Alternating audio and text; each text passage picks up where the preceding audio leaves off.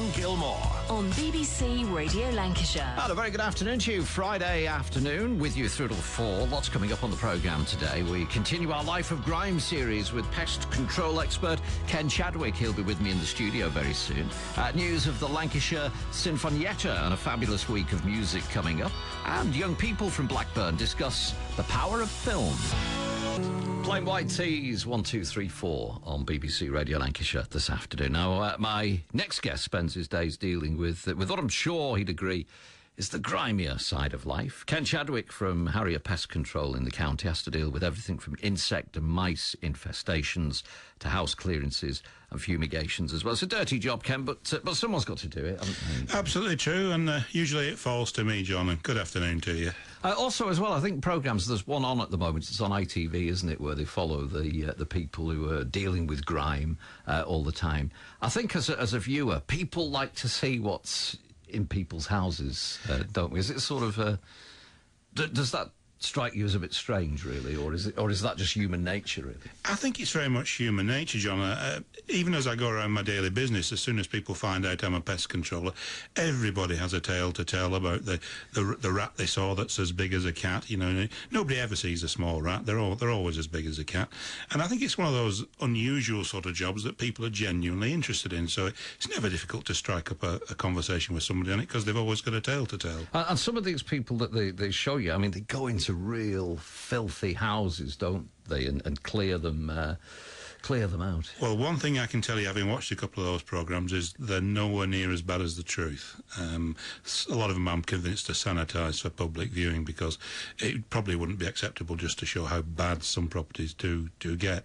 I know when I first started self-employed a few years ago, I had a contract with a company that handled house repossessions for banks and building societies, and some of those really were indescribably bad. I wouldn't even attempt to describe how bad they were on air, but there's one sense that the television can't get across to you that's completely missing, and that's the sense of smell when you walk into one of those buildings. It truly is horrific. Can you remember your first job that you did?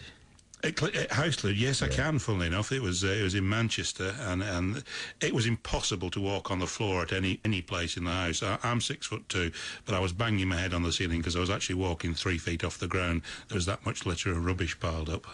I mean, you enjoyed the job, though? Yeah, I think it's one of those jobs that you can either do or you can't, and I'm not the sort of person who could go to an office 9 to 5 and clock in and do paperwork all day. I like to have a job that's, you know, every job is different in some way, and it's interesting, and it's a really different way to spend your life than the mundane. I mean, did you ever go into a house with the fear of the unknown, really? The only thing I fear sometimes is people, not the actual job. You know, you really have to. We do get to deal with some strange characters. Let's put it that way. That perhaps won't let you into the house. I've only ever had a couple of those because, believe it or not, pest controllers are one of the few people who can legally be empowered to enter a property without the owner's permission in certain circumstances. I've been very close to it, but never actually done one yet. I don't know whether you saw the One Show earlier this week, but David Cameron, the Prime Minister, was talking, amongst other things, about the problems with rats and mice at Downing Street. And I think they actually brought a cat in, didn't they? But I've heard this, yes. The cat doesn't seem to be doing its job at the moment. They've still got mice, I think, downstairs. The cat hasn't ventured upstairs yet. No, I think, if I cast my mind, wasn't there a cat in the days of Margaret Thatcher called Humphrey? And I think that died in the intervening years, and so they've not had a resident pest controller. So the mice are back again. They're back again, yeah. Yeah. I mean, is the best solution a cat? One of the presenters on the One Show suggested an owl amongst other things. To be honest with you, cats aren't particularly good at clearing up mouse infestations. In fact, they probably cause as many as they clear up by catching a mouse and bringing it, a pregnant mouse, bringing it in, and it escapes, and it causes the infestation. But mice are like, you know, if you watch the David Attenborough programmes on television with the lions on the Serengeti and so on, they take out the young and the elderly and the infirm, and our domestic cats do exactly the same thing, and they can put a positive pressure on a population. And I suppose really keeping a bird of prey, it does seem a bit of an extreme solution, that. Well, I would imagine having a bird of prey flying around the House of Commons would probably cause more problems than it cured. We'll come back, we'll chat a little bit more to Ken this afternoon. You might have a question for him. 01254 583 583 is the number to call. Ken Chadwick with me for the next half hour or so. And as I say, if you do have a question, do call in. We'll call you back 01254 583 583, or you can text in 81333. Start Ken Chadwick with me from Harrier Pest Control this afternoon, talking all manner of problems. I've started itching already, to be honest with you. Hey, Ken, it's a psychological thing, isn't it? I'm sure you've not brought any of those bed bugs in with you. No, that's it. I move around the world making people itch, John. Yeah, that's it. Last month or so, what have you seen most of? What are the problems at the minute then? Well, this usually tends to be a lull time in pest control. It's the changeover time of the year. The summer pests are just about waking up now. Curiously enough, I've had a couple of ant jobs already so far this year. That's ants inside the home, because obviously central heating increases the metabolic rate, and so you can get ants at any time of year. But it is looking, depending on your point of view, good for the ants this year, because over the last couple of weeks here in Lancashire, we've had some pretty good weather. Saw my first bumblebee yesterday, so things are on the move, and no doubt you'll be going down looking at your own bees pretty soon. The Rufford Old Hall, hopefully, yeah. With the bumblebees, I mean, do people get them? Are they getting them mixed up with wasps at the moment? Not so much bumblebees, but the big problem coming up now over the next couple of months is we get a range of solitary bees. Now, that's a little bit of a misnomer because you actually see them by the thousand. So they're not actually solitary? Well, no, you see lots of them, and they do have a superficial resemblance to wasps. The reason they're called solitary bees is they don't make a social nest like a honeybee. They each make their own little nest. They look for a little hole in a wall, and they go in and lay their individual eggs in there. So they're solitary in as much as they don't have a communal nest.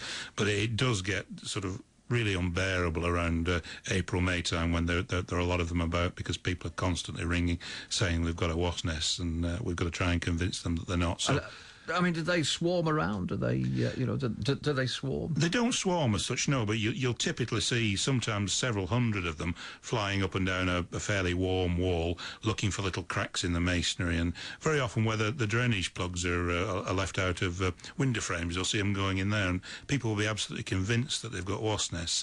And there's a general rule, though, if you see a wasp before about middle of June, it's probably not a wasp, it's a bee, because you're not going to see worker wasps much before then. When are we going to see wasps then? We might as well be on the lookout. Well, the queens are probably emerging right about now, just as we're talking. They'll feed, and then they'll start to build a nest, which they'll build a little paper construction about the size of a golf ball, lay 15 to 20 eggs in that, and then once those eggs themselves emerge, the queen will go in and become an egg-laying factory, and the workers then take on the enlargement of the nest. But you're not going to see worker wasps really much before the beginning of June, and if you do see them, certainly in any number, then without a shadow of a doubt, they're harmless solitary bees. And I did mention, I think last time or last year, I came across one of these little paper things in the shed. Yes, you did, and you get the brush steel and knock it off and destroy it. There you are, a trained pest controller, Johnny. There we are. I could come out with you on the pest control. Well, Boy Georgian Culture Club, Karma Chameleon on BBC Radio Lancashire. Text in from Jeff. Afternoon to you, Jeff. If you can, Gilly, ask the pest man, Ken Chadwick, who's with me this afternoon, the best way of getting rid of mice that are burrowing and eating his veg in raised beds. Has he got a bit of a problem here, I think? Yeah, interesting question. And full enough, I used to have exactly the same problem when I had my allotment a few years ago, and I never quite found out the answer to it, and I'm a pest controller. The only really thing you can do is firstly try and protect the beds with netting, if that's at all possible. Failing that, if you get down to a hardware shop and you're able to get one of these the bait stations, which is a little box with poison inside that things like domestic cats and children can't get into, then they would be perfectly safe for use outdoors as well.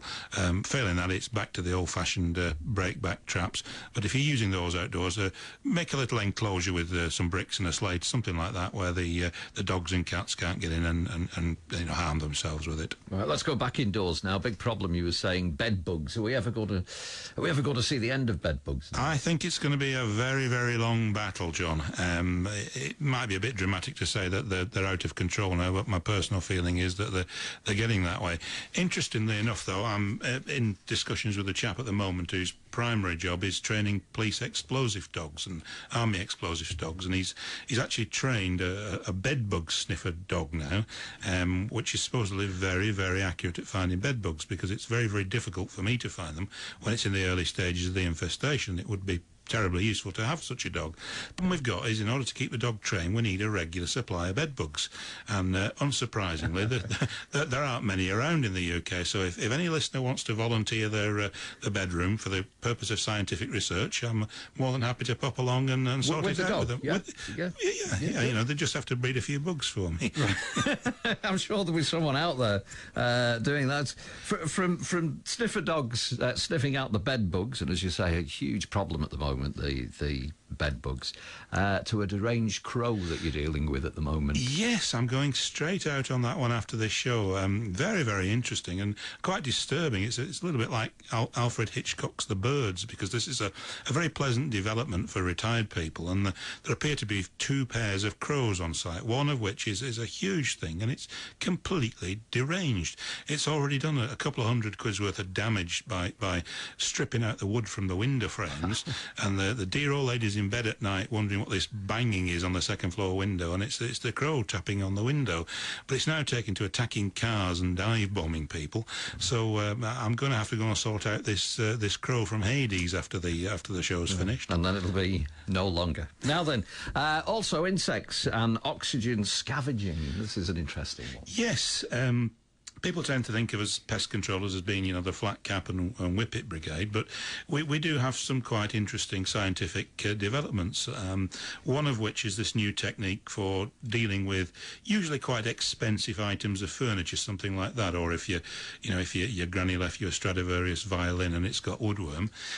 In the past, we would have used quite toxic chemicals, such as originally cyanide and then methyl bromide and things like that, but one by one these have all been banned now. But this is a new technique where you enclose the object in a hermetically sealed bag or container, and then you introduce a chemical reaction which works a little bit like the process of rusting metal, where it binds with oxygen to the extent that it strips all of the oxygen out of the atmosphere to the level where nothing can survive. And the beauty of it, of course, is that it's completely harmless, entirely green, and no danger to anybody. So very, very interesting technique. Before you go, I've got to mention your blog, because you've started, like everyone else these days, you've started blogging, haven't you? That's it. I'm now techno-pesty. I've been encouraged by friends for some time now to put down some of the stories and tales that I've come across over the years, and the things that happen to me on a daily basis, as I know you often read some of my Facebook stuff. So from now on I'm going to be jotting it all down at pestcontroltales.com. There's not much there at the moment, but a couple of times a week I'm going to bob down some items of interest, so if any listeners want to bookmark it and check it on a regular basis, I'd be grateful. There we are. Thanks for joining us, Ken. Also got to mention Canada as well, because we've got a fan club listening. We've got a little fan club in Canada at the moment, so your fame's spreading, yeah. There we are. There's Andy Williams. You're just too good.